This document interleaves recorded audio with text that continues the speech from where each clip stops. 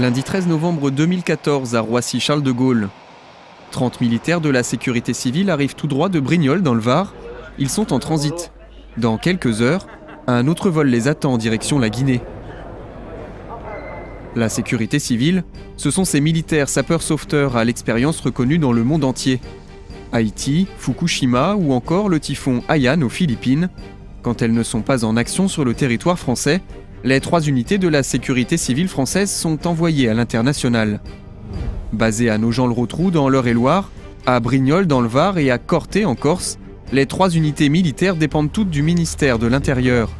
Et en cette fin 2014, avec l'épidémie à virus Ebola qui sévit en Guinée, les 3 unités sont mobilisées pour intervenir.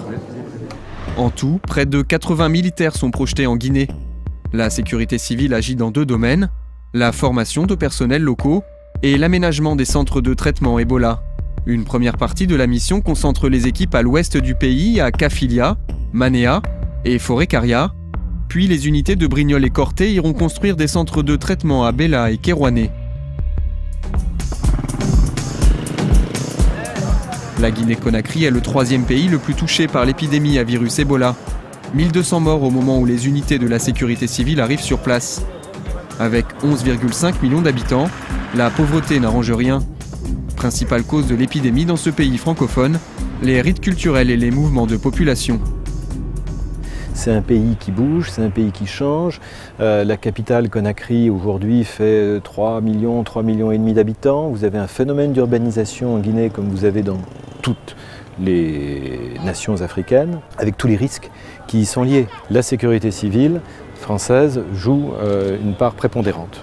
Je dirais que c'est une unité qui, certes, est animée d'une discipline militaire, mais qui sait aussi avoir le contact avec les populations. Donc, c'est bien de ça qu'il s'agit avec la lutte contre l'épidémie d'Ebola, c'est avoir de la discipline, de la rigueur, de la méthode, mais aussi savoir agir dans l'intérêt des populations. Donc ces 2 faces complémentaires qui sont au cœur de l'action de la sécurité civile française sont parfaitement adaptées aux défis que nous devons relever aujourd'hui. Un mois après leur départ de Roissy-Charles de Gaulle, l'unité de Brignoles est en plein travail. Nous sommes à Forêt-Caria, à 100 km de la capitale Conakry. En 8 jours, les 30 militaires doivent transformer ce centre médical de la Croix-Rouge en centre de transit pour les malades atteints du virus Ebola. Beaucoup de logistique et une population locale ravie de voir les Français à l'œuvre.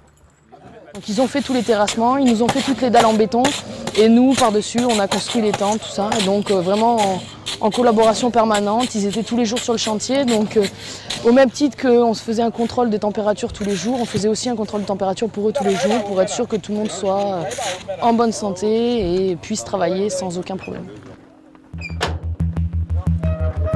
L'aménagement de ce centre médical n'est pas la première mission de l'unité de Brignoles. Juste avant, ils ont passé 3 semaines à Manéa, 40 km plus au nord. Au programme, aménager cet ancien gymnase de l'école militaire pour représenter, à l'identique, un centre de traitement Ebola. Un but pédagogique destiné à tous les médecins locaux qui iront soigner les patients atteints du virus.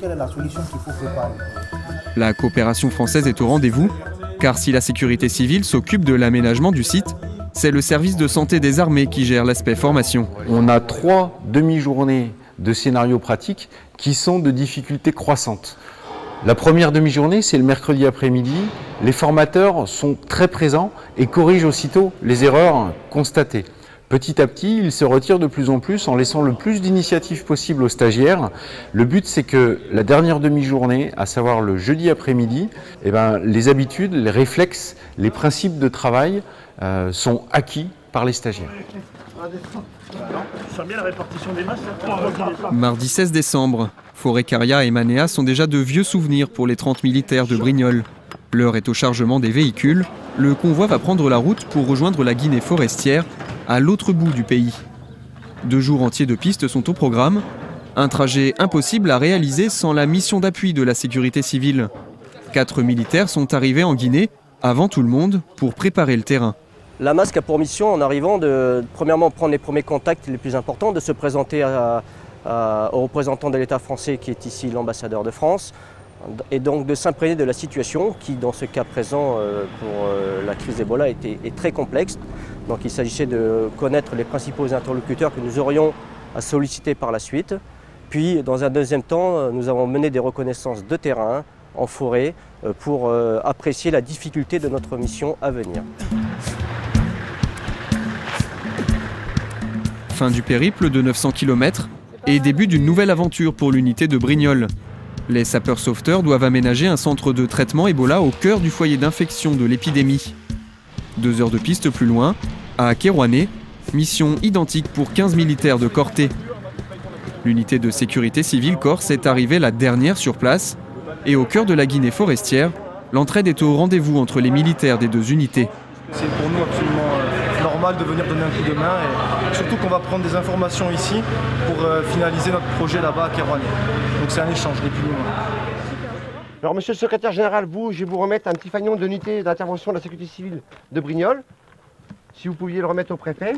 Lundi 5 janvier, synonyme de remise des clés pour l'unité de Brignoles, une cérémonie est organisée marquant la fin du chantier du centre de traitement de Bella. L'ONG française OAA prend le relais. Dans quelques jours, les 50 lits accueilleront progressivement les patients suspects ou atteints du virus Ebola. Mission accomplie pour les militaires français qui entament maintenant le long chemin du retour vers le sud de la France. C'était une bonne mission, on s'est régalé et puis on est content de repartir, mais on était content d'être ici aussi. On a pris connaissance d'autres cultures, on a vu des gens vraiment intéressants et c'est vraiment pas mal. Très content, très satisfait, une mission intéressante, un peu hors du commun pour nous, mais très intéressante, très enrichissante. Eux sont arrivés le 2 octobre, bien avant l'unité de Brignoles. Les 30 militaires de Nogent-le-Rotrou sont implantés ici, à Kafilia, 150 km au nord de la capitale Conakry. Leur mission était prévue de longue date, mais avec l'épidémie d'Ebola, elle a pris de l'ampleur. Ils ont 2 mois pour former leurs homologues, 200 militaires de la protection civile guinéenne. Vous avez des questions pour la journée? Merci. Bonne journée. Un atelier habillage, déshabillage pour travailler dans les centres de traitement Ebola a été créé. Mais la section Nimba se concentre avant tout sur le quotidien des unités guinéennes. Formation au secourisme, navigation ou encore feu de brousse. En arrivant sur place, les militaires de Nogent-le-Rotrou ont dû s'adapter. 230 et moi je suis 23. Quand nous sommes arrivés il y a 2 mois, je ne dirais pas qu'il y avait tout à faire, mais effectivement il y avait beaucoup de travail, puisque nous partions quasiment de zéro d'un point de vue connaissance, protection civile, sécurité civile on va dire. La réalité est qu'ils ont besoin de beaucoup de pratique, parce que c'est là que se situera leur intervention ultérieure. Du côté des unités de protection civile guinéennes, les militaires se sentent reconsidérés. Car en plus de la formation, l'Union européenne et la France ont financé l'achat de nouveaux matériels, comme ces pick-up flambant neufs ou encore ces embarcations semi-rigides. Nous sommes fiers de recevoir la sécurité civile parmi nous ici et vraiment elle a mis beaucoup à notre disposition, beaucoup d'expérience à notre disposition. Notre premier boulot maintenant c'est de nous déployer directement à l'intérieur du pays, commencement par la capitale Guinée-Conakry, maintenant jusqu'au dernier village. Nous on doit porter secours maintenant, c'est-à-dire n'importe où les lieux qui sont ciblés qu'on dit qu'il y a Ebola. Nous préférons même qu'on nous envoie maintenant au terrain pour porter secours à nos villageois qui sont dans les différentes villes à l'intérieur du pays. La mission se termine en tenue de cérémonie pour les militaires de Nogent-le-Rotrou. L'ambassadeur de France et le ministre de la Sécurité guinéen ont fait le déplacement pour l'exercice de synthèse. Mais une fois le protocole terminé, les militaires guinéens ont remercié à leur manière leurs homologues français.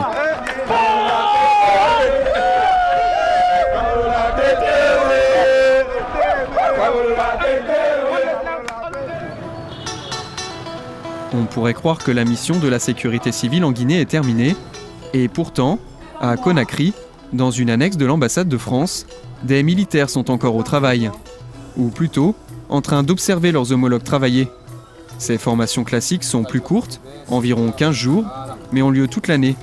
Ici, ce sont les sapeurs-pompiers guinéens qui apprennent les gestes de secourisme.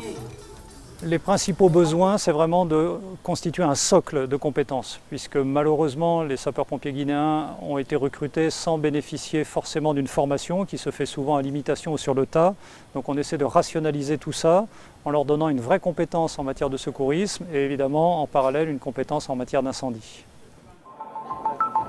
Lundi 16 février 2015 à l'hôtel de Beauvau à Paris, les 80 militaires des 3 unités revenus de Guinée sont rassemblés et si le décor a changé, les souvenirs de mission se partagent, y compris avec l'ambassadeur de Guinée en France et le ministre de l'Intérieur Bernard Cazeneuve.